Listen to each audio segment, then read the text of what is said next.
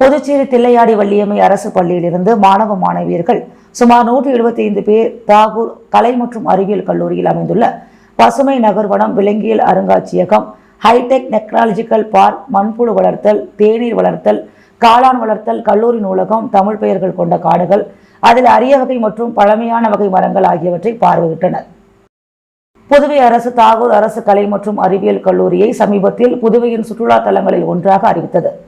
இதன் அடிப்படையில் இன்று புதுச்சேரி தில்லையாடி வள்ளியம்மை அரசு பள்ளியிலிருந்து ஒருங்கிணைப்பாளர் முனைவர் ரெக்ஸ் மாணவ மாணவியர்கள் சுமார் 175 பேர் தாகூர் கலை மற்றும் அறிவியல் கல்லூரியில் அமைந்துள்ள பசுமை நகர்வனம், விலங்கியல் அருங்காட்சியகம், ஹைடெக் டெக்னாலஜிக்கல் பார்க், மண்புழு வளர்த்தல், தேநீர் வளர்த்தல், காளான் வளர்த்தல், கல்லூரி நூலகம், தமிழ் பெயர்கள் கொண்ட காடுகள், அதில் அரிய வகை மற்றும் பழமையான வகை மரங்கள் ஆகியவற்றை பார்வையிட்டனர். இந்த நிகழ்ச்சியை கல்லூரியின் முதல்வர் முனைவர் சசிகாந்தா தாஸ் தலைமையேற்று நடத்தினார். மேலும் அவர் உரையாற்றுகையில் மாணவ மாணவியர்களுக்கு காடுகளின் முக்கியத்துவத்தையும் மரம் நடுதலின் அவசியத்தையும் வலியுறுத்தினார். எதிர்வரும் மாணவ தலைமுறை இயற்கையை எவ்வாறு பேணி காக்க வேண்டும் என்பதையும் சுட்டிக்காட்டினார். இந்த கல்லூரியில் நகர்வனக்காடு இந்த சுற்றுப்புறத்தில் மாசில்லா இறைச்சல் இல்லா பகுதியாக மாற்றுவதற்கு உதவியாக இருக்கிறது என்று எடுத்துக் கூறினார்.